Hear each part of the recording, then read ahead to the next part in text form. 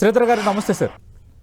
నమస్తే సతీష్ గారు. శ్రీధర్ గారు, ఈ సంఘటనకు సంబంధించి ఎస్పీ ఆల్రెడీ ఒక ప్రకటన విడుదల చేశారు. ఎలాంటి సీక్రెట్ కెమెరాలు దొరకలేదని చెప్పారు. ఇదొక కాంటెక్స్ట్ మాత్రమే. కానీ ఇలాంటి ఇన్సిడెంట్లు పదే పదే పెరుగుతున్నాయి. మనం 2 రోజుల కిందటే శంషాబాద్లో ఓయో హోటల్లో సీక్రెట్ కెమెరాలు అమర్చిన ఘటన కొంత సెన్సేషన్ అయింది. అలాగే కాలేజీల్లో కానీ, తర్వాత సినిమా థియేటర్లలో, ఇంకా వేరే చోట్ల ఈ సీక్రెట్ కెమెరాలు అమర్చడం అనేది ఒక ఫ్యాషన్ అయిపోయింది. అలాగే అక్కడి నుంచి ఒక ఫీడ్ని క్రియేట్ చేసి దానితో బెదిరింపులకు దిగటం, అలాగే దాన్ని ఉపయోగించుకొని వేరే చర్యలకు పాల్పడడం, వీటిని అడ్డుకట్ట వేయలేమా?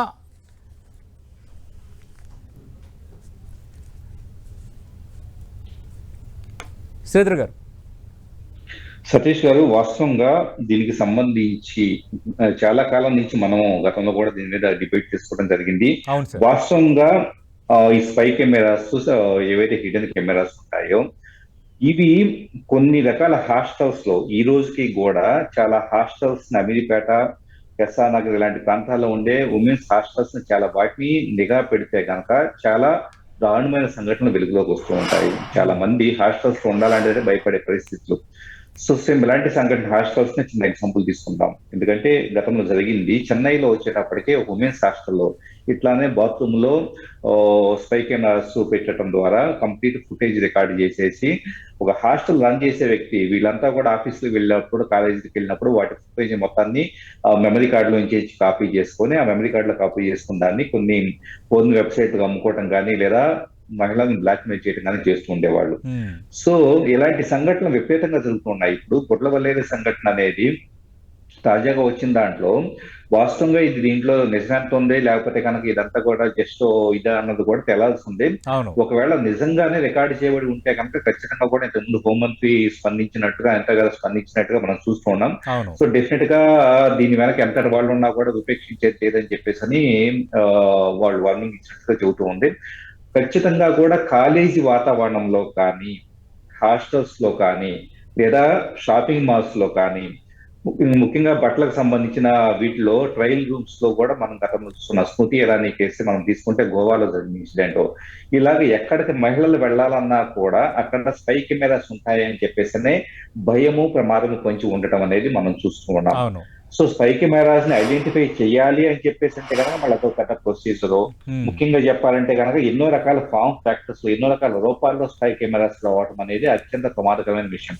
ఉదాహరణకి మీరు అన్నారు ఓయో రూమ్స్ గురించి చెప్పుకున్నారు.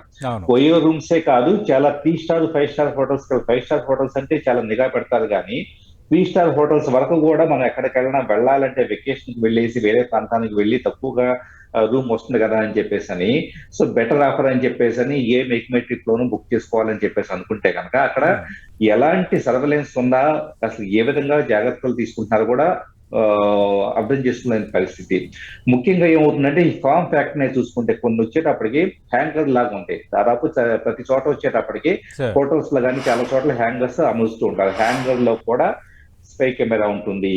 అట్ ద సేమ్ టైం ఒక బాత్రూమ్ లో కానీ ఇలాంటి వాటిలో లైట్లు ఉంటాయి కదా, లైట్ హోల్డర్స్ లో స్పై కెమెరా పెట్టవచ్చు. At the same time shirt buttons ఏంది అందరికి తెలిసింది. షర్ట్ బటన్ ప్రత్యేకంగా స్పై కెమెరా టైప్ లో ఉంటే షర్ట్ బటన్స్ ఉంటూ ఉంటాయి. సో కొన్ని చోట్ల గోడల్లోనే తెలియకుండా చిన్న హోల్లు, అలాగే ప్లైవుడ్ లో చిన్న హోల్లు పెట్టేసేసి కనపడని విధంగా పిన్ హోల్ కెమెరా అని చెప్పేసి అనుకుంటారు. పిన్ హోల్ కెమెరాస్ అమలుస్తూ ఉంటారు.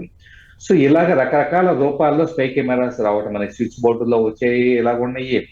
అలాగే కొన్ని వుడెన్ కార్పెట్ వర్క్ చేస్తూ ఉంటారు, వాటిల్లో పెట్టేలాగా ఉంటాయి.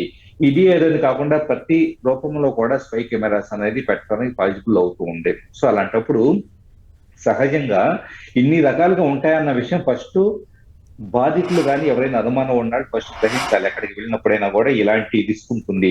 హ్యాంగర్ ను చూడగానే ఇది హ్యాంగర్ అని చెప్పేసి అనుకోవటానికి లేదు. ఈ రోజున్న పరిస్థితిలో మనం ప్రతిదాన్ని అనుమానించాల్సిన, భయపడాల్సిన పరిస్థితి ఉంది సతీష్ గారు. సో ఫామ్ ఫ్యాక్టర్స్ పట్ల అవగాహన ఉండటం అనేది మోస్ట్ ఇంపార్టెంట్ థింగ్ ఒక అయితే. రెండోది, ఎక్కడ దీన్ని ఉన్నాయి అన్నదాన్ని ఐడెంటిఫై చేయడానికి సంబంధించి ఈ రోజు ఒక ప్రాథమికమైన అవగాహన కూడా చాలా మందికి లేదు. ఒకవేళ అవగాహన ఉన్నా కూడా దాన్ని ఎగ్జిక్యూట్ చేయడానికి టైం ఉండదు. ప్రాథమికమైన అవగాహన అంటే సతీష్ గారు, ఇప్పుడు సహజంగా ఒక దగ్గరికి వెళ్ళారనుకోండి, ఒక షాపింగ్ మాల్ లో వచ్చేటప్పటికే డ్రెస్ చేంజింగ్ రూమ్ కి వెళ్ళి ఉన్నారు, ట్రయల్ రూమ్ కి వెళ్ళారనుకోండి. ట్రయల్ రూమ్ లో వచ్చేటప్పటికి అక్కడ మిర్రర్స్ ఉంటాయి చూసారా, ఆ మిర్రర్స్ వచ్చి మనం ఇలా వేలు పెట్టినప్పుడు ఆ వేలు అనేది డైరెక్ట్ గా టచ్ అవుతూ ఉంటే అవతల మిర్రర్ కి ప్లస్ మన వేలికి టచ్ అవుతూ ఉంటే గనక ఎలాంటి వరి అవ్వాల్సిన పని లేదు. ఈ రెండింటి మధ్య డిస్టెన్స్ ఉన్నట్లుగా ఉంటే గనక ఖచ్చితంగా అక్కడ ఆ మిర్రర్ బ్యాక్ సైడ్ ఏదైనా కానీ స్ట్రైక్ మీద ఉన్నట్లుగా మనం ఆలోచించాల్సి ఉంటుంది. సో ఇంత టైం మా ట్రయల్ రూమ్ లో ఉన్న వాళ్ళకే టైం ఉంటుందంటే కనుక పర్మిట్ కాదు. ఎందుకు అంటే బయట చాలా మంది వెయిట్ చేస్తూ ఉంటారు. వీళ్ళు ఒకేసారి 2-3 డ్రెస్సులు తీసుకెళ్తారు. సో వీళ్ళు ఎప్పుడు బయటకు వస్తారని చెప్పేసి సాటర్డే సండేస్ అయితే కనుక మరీ ఘోరంగా ఉంటుంది. సో కెమెరా ఉందా అని చెక్ చేసుకునే టైం ఉండదు. సో ఇలాగ చాలా పారామీటర్స్ వలన డ్రెస్సింగ్ రూమ్ లోనే కొన్ని రకాలు మనకి మిర్రర్స్ మాత్రమే కాదు, అక్కడ ఉండే లైట్లు కానీ అక్కడ ఉండే ఆ వుడెన్ అరేంజ్మెంట్స్ ఏవైతే ఉంటాయో వాటన్నిటిలో కూడా చిన్న చిన్న హోల్స్ రూపంలో కెమెరాలు ఉండే అవకాశం కూడా ఉంటుంది. సో ఇలాంటి జాగ్రత్తలు తీసుకోగలిగితే కనీసం అట్లీస్ట్ చూడగలిగితే కనుక మనకి చాలా బెటర్ గా ఉంటుంది. కాకపోతే దురదృష్టవశాత్తు ఇంత కీన్ గా అబ్జర్వ్ చేయడానికి టైము పర్మిట్ కాదు. అట్ ద సేమ్ టైం అక్కడ ఆ రూమ్స్ లో సరిగా లైటింగ్ లేకపోవటం అనేది కూడా కెమెరా ఉందో లేదో అర్థం చేసుకోవడానికి ఒక మనకు అర్థం కానంత లో లైటింగ్ అనేది అక్కడ ఉండేసుకోతుంది. అంటే నల్లమోతు శ్రీధర్ గారు, మీరు చాలా చక్కగా వివరించారు. అంటే ఎక్కడెక్కడ ఈ సీక్రెట్ కెమెరా, ఈ స్పై కెమెరాలు ఉండే ఛాన్స్ ఉంది, మనం ఎక్కడ ఎలా సెన్సిటైజ్ చేయాలి, ఎలా అవగాహన కల్పించాలన్న దానిపైన. అయితే అంత ఈజీగా మనం ఫైండ్ అవుట్ చేసే ఛాన్స్ ఉంటుందా ఇప్పుడు? ఎందుకంటే బహిరంగంగా మనకి ఈ సీసీ కెమెరాలు ఇవన్నీ కనిపిస్తుంటాయి. ఇవి కనిపించకూడదు, అలాగే అక్కడున్న దృశ్యం రికార్డ్ అవ్వాలి. ఒక ఇంటెన్షన్తోనే చాలామంది సీక్రెట్ కెమెరాలు పెడతారు. ఈజీగా మరి ఫైండ్ అవుట్ చేయొచ్చా, లేదంటే ఏదైనా సాఫ్ట్వేర్స్ ఉపయోగించి ఫైండ్ అవుట్ చేసే అవకాశం ఉంటుందా? ఎగ్జాక్ట్లీ సార్, ఇక్కడ ఏమవుతుందంటే దీనికోసం బగ్ డిటెక్టర్ ఇలాంటి కొన్ని సాఫ్ట్వేర్స్ అందుబాటులో ఉంటాయి. సో బగ్ డిటెక్టర్ లాంటి వాటిని మనం చూస్తే కనుక సహజంగా ఈ అప్లికేషన్స్ గూగుల్ ప్లే స్టోర్ లో కానీ యాపిల్ యాప్ స్టోర్ లో కానీ దొరుకుతూ ఉంటాయి. అవి ఇన్ఫ్రారెడ్ ఆధారంగా పనిచేసే ఒక టైప్ ఆఫ్ వీటిని అంటే ఇన్ఫ్రారెడ్ ఆధారంగా ఉండే కెమెరాస్ మాత్రమే ఐడెంటిఫై చేయగలుగుతాయి. ఫస్ట్ అర్థం చేసుకోవాల్సింది ఏంటంటే ఇన్ఫ్రారెడ్ ఆధారంగా ఉన్న కెమెరాస్ మాత్రమే ఐడెంటిఫై చేయగలుగుతాయి. సో కొన్ని ఐఆర్ బేస్డ్ గా కాకుండా నార్మల్ గా ఉండే కెమెరాస్ ని ఇవి ఐడెంటిఫై చేయలేవు. మరి ఐఆర్ బేస్డ్ గా ఎలా పనిచేస్తాయి అంటే బగ్ డిటెక్టర్ వాడాలంటే ఖచ్చితంగా ఆ గది చీకటి చేయాలి. సో మనం వెళ్ళే ప్రతి ప్లేస్ ని చీకటి చేయడానికి పాసిబుల్ కాదు. ఉదాహరణకి మనం బయట ఎక్కడ హోటల్కి వెళ్ళాం అనుకోండి, సరే మనం చీకటి చేసి మొత్తం పరిశీలించవచ్చు. కానీ పబ్లిక్ ప్లేసెస్ కి ట్రయల్ రూమ్స్ లాంటి వాటికి వెళ్తే కనుక అది పాసిబుల్ కాదు. సో ఈ విధంగా మనకి ఆ ప్లేస్ ని బేస్ చేసుకొని దాన్ని స్కాన్ చేయడానికి స్కోప్ ఉంటుందా లేదా వీటన్నిటిని బేస్ చేసుకొని బగ్ డిటెక్టర్ లాంటి వాడటానికి ఉంటుంది. వన్ మోర్ థింగ్ ఏంటంటే బగ్ డిటెక్టర్ అనే సాఫ్ట్వేర్ ని ఇలా పెట్టినప్పుడు మొబైల్ ఫోన్ కెమెరాతో మెల్లగా అటు మూవ్ చేసుకుంటా వెళ్ళాలి. సో చాలా స్లోగా మూవ్ చేస్తేనే ఐడెంటిఫై అవుతుంది. మనం ఫాస్ట్ గా టకటక ఒకేసారి ఇలా మూవ్ చేసేసి 360 degrees యాంగిల్ మూవ్ చేస్తే అది ఉందో లేదో ఐడెంటిఫై అవుతుంది అంటానికి అది పాసిబుల్ కాదు. కనీసం 20 minutes నుంచి 25 minutes పాటు ఒక గదిని స్కాన్ చేస్తే మాత్రమే అక్కడ కెమెరా ఉందా లేదా అనేది అర్థమవుతుంది. 20-25 నిమిషాల టైం అనేది ఎక్కడ అవైలబుల్ అవుతుంది? పబ్లిక్ ప్లేసెస్ అవైలబుల్ కాదు. సరే ఎక్కడో మనం ఎక్కడ బయట ఓళ్ళకి వెళ్తే హోటల్స్ తో దిగినప్పుడు అంత ఓపికగా చూడొచ్చామో కానీ అప్పుడైనా కూడా చాలా మంది ఏం చేస్తూ ఉంటాం, మనం ఏదో సంథింగ్ ప్లానింగ్ లో వెళ్తూ ఉంటాం ఏ ట్రావెల్ ఏజెన్సీ వాళ్ళు. సో మార్నింగ్ 10 నుంచి నైట్ 10 దాకా మీకు ఈ ప్లాన్ ఎలా ఉంటుందని వాళ్ళు షెడ్యూల్ చేస్తారు. సో పరిగెత్తే పరిస్థితి తప్పించి అక్కడికి వెళ్ళి తీరా అన్ని గదుల్లో కూడా మనకి స్పై కెమెరా ఉందా ఇదంతా స్కాన్ చేసుకునే స్కోప్ అనేది ఉండదు. సో స్మార్ట్ ఫోన్ అప్లికేషన్స్ కాకుండా అమెజాన్ ఇలాంటి వాటిలో ఈ పర్టికులర్ బగ్ డిటెక్టర్ లాంటి కొన్ని రకాల ఇవి అవైలబుల్ అవుతూ ఉంటాయి. సో వాటి ద్వారా కూడా మనకి కొంతవరకు పాసిబిలిటీ ఉంటుంది. కానీ దీని అంతటికీ కావాల్సింది చాలా కీన్ గా స్కాన్ చేసుకుంటా వెళ్ళటము, పూర్తిగా కూడా వీటి పట్ల ఎక్కడెక్కడ ఉంటాయన్నా వీటి పట్ల అవగాహన కలిగి ఉండటం అనేది మోస్ట్ ఇంపార్టెంట్. అంటే నల్లమోతు శ్రీధర్ గారు, మామూలుగా మనకి ఈ తనిఖీలు చేసేటప్పుడు ఈ డిటెక్టర్స్తో తనిఖీ చేస్తారు. మనకి ఏదైనా మెటల్ కానీ లేదంటే అవాంఛనీయ వస్తువు ఏమైనా ఉంటే అది బయటపడుతుంది. అలాంటి పరికరాలు ఏమైనా ఛాన్స్ ఉందా? ఫర్ ఎగ్జాంపుల్కి సీక్రెట్ కెమెరాలు ఉన్నాయని ఐడెంటిఫై చేసేటట్టుగా, లేదంటే ఒక సీక్రెట్ కెమెరా ఉంటే బీప్ సౌండ్ వచ్చేటట్టుగా. ఎందుకంటే ఇన్సిడెంట్లు ఎక్కువ పెరిగిపోతున్నాయి. మీరు ఇందాక ప్రస్తావించినట్టు చెన్నై ఇష్యూ కానీ ఓఏ ఇష్యూ కానీ ఈ గుట్లవల్లేరుది ఇంకా మీరు అన్నట్టుగా ఫైనల్గా కన్క్లూజ్ కావాలి. దోషులు ఎలాంటి వారిని చర్యలు తీసుకుంటామని హోంమంత్రి ప్రకటించారు. స్వయాన ముఖ్యమంత్రి విచారణకు ఆదేశించిన పరిస్థితి కూడా మనం చూసాం. అలాంటి పరికరాలకి ఛాన్స్ ఏమైనా ఉందా? సతీష్ గారు, యాక్చువల్లీ ఏంటంటే మనకి ఈ పర్టిక్యులర్ మెటల్ డిటెక్టర్ లాంటివి ఒక మెటల్ లోహంలో ఉండే వైబ్రేషన్ ప్యాటర్న్ బేస్ చేసుకొని అవి స్కాన్ చేస్తూ ఉంటాయి. వాస్తవంగా మెటల్ అయితే ఈజీగా ఐడెంటిఫై చేయొచ్చు, క్యాష్ అయితే ఈజీగా ఐడెంటిఫై చేయొచ్చు. క్యాష్ కూడా ఎలక్షన్స్ అప్పుడు వీళ్ళు స్కాన్ చేసేసి క్యాష్ ఉందా లేదా ఏదన్నా క్యారీ చేస్తున్నారా వెహికల్స్ అన్నది స్కాన్ చేసి ఐడెంటిఫై చేస్తూ ఉంటారు. కానీ ఈ టైప్ ఆఫ్ ఇవి ఏవైతే ఉంటాయో స్పై కెమెరాస్, వీటిలో అలా ఈజీగా స్కాన్ చేయడానికి ఎలాంటి మెథడాలజీ ఉండదు. ఎందుకంటే కెమెరాలో ఉండేదంతా కూడా కెమెరా సెన్సార్ ఒకటి ఉంటుంది, చీకట్లో కూడా రికార్డ్ చేయడానికి సంబంధించి ఐఆర్ ఇన్ఫ్రారెడ్ సెన్సార్ అనేది ఒకటి ఉంటుంది. సో దీంట్లో బగ్ డిటెక్టర్ లాంటివి మాత్రమే ఈ రోజు వరకు స్పై కెమెరాలను ఐడెంటిఫై చేయడానికి ఉన్న ఏకైక ఆయుధం. బగ్ డిటెక్టర్ కూడా 50 to 60% ఎఫెక్టివ్ గా పనిచేస్తుంది. అది కూడా ఇంతకు ముందు నేను చెప్పినట్లుగా కేవలం ఐఆర్ చీకట్లో రికార్డ్ చేసే ఫెసిలిటీ ఉన్నప్పుడు మాత్రమే ఈ బగ్ డిటెక్టర్ అనేది పనిచేస్తుంది తప్పించి నార్మల్ కండిషన్స్ లో నార్మల్ కెమెరాలకు పనిచేయదు. కాబట్టి మీరు అన్నట్లుగా ప్రస్తుతానికైతే గనక ఈ స్పై కెమెరాస్ ఎక్కడన్నా ఉన్నాయా లేదా, అసలు కెమెరా మాడ్యూల్ అనేది ఎలా ఉందా లేదా, ఇది ఐడెంటిఫై చేసే మెకానిజం అయితే లేదు. సహజంగా స్పై కెమెరాస్ లో ఏమవుతుందంటే అవి రికార్డ్ చేసేటప్పుడు ఒక టైప్ ఆఫ్ కాంతిని వాటి సెన్సార్లకు లాగివేయటం కావచ్చు, ఇలాంటివి ఉంటూ ఉంటాయి. సో కాంతిని లాగివేయటం అనేది ఇన్ఫర్మేషన్ క్యాప్చర్ చేసుకుంటే గానీ దాంట్లో ఎలాంటి ఎలక్ట్రోమాగ్నెటిజం కానీ ఎలాంటి ఎలక్ట్రిక్ యాక్టివిటీ కానీ ఉండకపోవటం వల్ల దాని ఎలక్ట్రిక్ యాక్టివిటీ ఐడెంటిఫై చేయడం పాసిబుల్ కాదు. అది ఐఆర్ అనుకోండి, ఇన్ఫ్రారెడ్ రే అనేది it's a kind of electromagnetic spectrum. అంటే మనం ఎలాగైతే కనుక వైఫైయో లేకపోతే కనుక ఎఫ్ఎం రేడియోలు ఇలాంటి వాటి ఎలాగైతే కనుక ఫ్రీక్వెన్సీస్ ఉంటాయో, ఐఆర్ అనేది ఒక ఫ్రీక్వెన్సీ టైప్ అనుకోండి. మనం అందుకని రిమోట్ మీద బటన్ ప్రెస్ చేసినప్పుడు టీవీ వైర్లెస్ గా ఎలా వెళ్ళగలుగుతుందంటే ఒక ఇన్విజిబుల్ గా రహస్యంగా ఉండే ఒక సిగ్నల్ అనేది ఒక ఫ్రీక్వెన్సీలో టీవీకి రీచ్ అవుతుంటుంది రిమోట్ నుంచి. అదే విధంగా ఐఆర్ కెమెరాస్ నుంచి వచ్చేటప్పటికి ఎప్పటికప్పుడు కాన్స్టెంట్ గా ఒక ఎలక్ట్రోమాగ్నెటిక్ వేవ్ అనేది ఎమిట్ అవుతూ ఉంటుంది. దాన్ని బేస్ చేసుకొని ఈ particular smart phone applications bug detects పనిచేస్తే గానీ మీరు అన్నట్లు ఒక మెటల్ డిటెక్టర్ లాగో లేదా క్యాష్ డిటెక్టర్ లాగో అంత ఎఫెక్టివ్ గా పనిచేసే టెక్నాలజీ అయితే ఇప్పటిదాకా రాలేదు. ముందు ముందు ఇంకాస్త ఏదన్నా బెటర్ ఎక్విప్మెంట్ అయితే రావచ్చు. ప్రస్తుతానికైతే పీపుల్ అంతా వలనరబుల్ గా ఉన్నారు, పీపుల్ చాలా ప్రమాదకరమైన కండిషన్ ఉన్నారు. ముఖ్యంగా స్పై కెమెరాస్ లాంటివి విచ్చలవిడిగా దొరుకుతూ ఉన్నాయి. అది పెద్ద ప్రాబ్లం గా కనపడుతూ ఉంది. నల్లమోతు శ్రీధర్ గారు, అంటే ఎలా సెన్సిటైజ్ చేయాలని, ఇప్పుడు ఎక్కడెక్కడ ఈ సీక్రెట్ కెమెరాలు ఉండే ఛాన్స్ ఉందో, హిడెన్ కెమెరాలు ఉండే ఛాన్స్ ఉందో మీరు వివరించారు.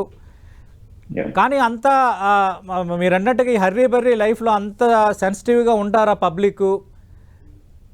ఏ విధంగా సెన్సిటైజ్ చేస్తే వాళ్ళకి ఉపయోగం? సతీష్ గారు, మీరు అన్నట్లు అకౌంటబుల్ చేయటం, బాధ్యత వహించేలా చేయటం అనేది, ఫర్ ఎగ్జాంపుల్ హాస్టల్స్ లాంటివి తీసుకుందాం. అమీర్పేటలోనో ఎస్ఆర్ నగర్ లోనో ఇంకో దగ్గర ఎక్కడైనా కానీ ఉండే హాస్టల్స్ లాంటి వాటిని తీసుకుంటే హాస్టల్ పర్మిషన్ ఇవ్వబోయేటప్పుడు, హాస్టల్ నిర్వహించడానికి సంబంధించి అన్ని రకాల పర్మిషన్స్ ఇవ్వబోయే ముందు అక్కడ కంపల్సరీ వాళ్ళు జరిగే ప్రతి పరిణామానికి వాళ్ళకి అట్ ద సేమ్ టైం అక్కడ పిల్లలకి సరైన సెక్యూరిటీ ప్రొవైడ్ చేస్తాం, వాళ్ళ ప్రైవసీని కాపాడాల్సిన బాధ్యత ఉండేలాగా వాళ్ళ దగ్గర నుంచి ఒక అగ్రిమెంట్ తీసుకోవటము. ప్లస్ ఫ్రీక్వెంట్ గా వచ్చేటప్పుడు కొన్ని అథారిటీస్ వెళ్ళేసి యాజ్ ఏ పబ్లిక్ గ్రీవియన్స్ కింద కన్సిడర్ చేసేసి వెళ్ళి వెరిఫై చేస్తూ ఉండటం, అంతా కూడా ప్రాపర్ గా ఉందా, అక్కడ స్టే చేసే వాళ్ళకి ఏదైనా ఇబ్బందికర పరిస్థితులు ఉన్నాయి హాస్టల్స్ అయితే కనుక. ఇప్పుడు కాలేజెస్ ఉన్నాయి, కాలేజెస్ మనం ఇప్పుడు కూడా ఇంజనీరింగ్ సీట్లు, మెడిసిన్ సీట్లు, అక్కడ ఇన్ఫ్రాస్ట్రక్చర్ కరెక్ట్ గా ఉందా, ఫ్యాకల్టీ బాగున్నారా, సో ఇలాంటివంతా చూస్తుంటారు. కానీ పర్మిషన్స్ ఇచ్చేటప్పుడు అక్కడ రిమైనింగ్ వచ్చేటప్పటికి మహా అయితే ఇంకా గొప్పగా చెప్పాలంటే బాత్రూమ్స్ లాంటి బెటర్ గా ఉన్నాయా, సో పిల్లలకి ఎలాంటి హైజీన్ ప్రొవైడ్ చేస్తున్నారా లేదా, ఇది చూస్తారు తప్పించి more than that privacy and security అనేది కాపాడబడుతుందా లేదా అని చెప్పేసిన దాని మీద పూర్తిగా కూడా పర్మిషన్స్ ఇచ్చే చెక్ లిస్ట్ లో వచ్చేటప్పటికి 100% ఇది కూడా ఒక ఎలిమెంట్ ఉండాల్సిన అవసరం ఉంది.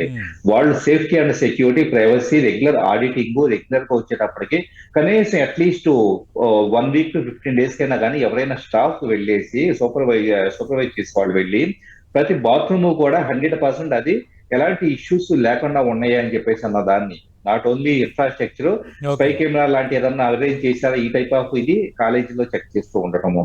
సో ప్రతి దగ్గర ఇప్పుడు షాపింగ్ మాల్స్ ఉన్నాయి అనుకోండి, షాపింగ్ మాల్ లో కూడా కస్టమర్స్ వాళ్ళ దగ్గరికి రావాలి అంటే కనుక అసలు కస్టమర్ కి మేము సరైన ప్రైవసీ సెక్యూరిటీ ప్రొవైడ్ చేస్తున్నాము, మా ట్రయల్ రూమ్స్ అంతా చాలా సేఫ్ గా ఉన్నాయి అని చెప్పేసి ఒక వ్యాలిడ్ బ్యాడ్జీ పెట్టుకోవాల్సిన పరిస్థితి ముందు ముందు దీనికోసం వచ్చేటప్పటికి ఎలాగైతే ఐఎస్ఐ లాంటి బ్యాడ్జీలు పెట్టుకోవాల్సిన పరిస్థితి పడుతుందో ఇక్కడ ప్రైవసీ పరంగా మాకు వచ్చేటప్పటికి ఎలాంటి రిస్క్ ఉండదు అని చెప్పేసి ఒక బ్యాడ్జీ తగిలించుకునే పరిస్థితి కూడా రేపు కంపల్సరీ దేశవ్యాప్తంగా రాబోతూ ఉంది. సో ఆ టైప్ ఆఫ్ ఏర్పాట్లు చేసుకోవడం అనేది చాలా అవసరం. అంటే శ్రీధర్ గారు, అసలు ఈ సీక్రెట్ కెమెరాలు ఎక్కడ పడితే అక్కడ చాలా విరివిగా దొరికే వాతావరణం ఎందుకుంది? మామూలుగా గతంలో అంటే ఈ సీక్రెట్ కెమెరాలు వాడాలన్నా దానికి ఒక పర్మిషన్ ఉండాలి, దానికి లైసెన్స్, ఇట్లా మాట్లాడుకునే వాళ్ళం చాలా సందర్భాల్లో. దీనికి ఎందుకు సర్వేలెన్స్ లేదా, లేదంటే వాణిజ్య పరంగా చాలా ఈజీ అయిపోయిందా? సార్, మనం యాక్చువల్లీ టీవీ చూస్తుంటే హోమ్ షాపీ నెట్వర్క్ ఇలాంటి వాటిల్లో కూడా జస్ట్ మీరు ఇలా రికార్డ్ చేసుకోవచ్చు, మెమరీ కార్డు పెట్టుకోవచ్చు, ఇన్ని గంటలు చేస్తుంది, హెచ్డీలో చేస్తుంది, 4Kలో చేస్తుంది అని చెప్పేసి చాలా కెమెరాస్ ని సర్క్యులేట్ చేస్తుంటారు, పబ్లిసైజ్ చేస్తూ ఉంటారు.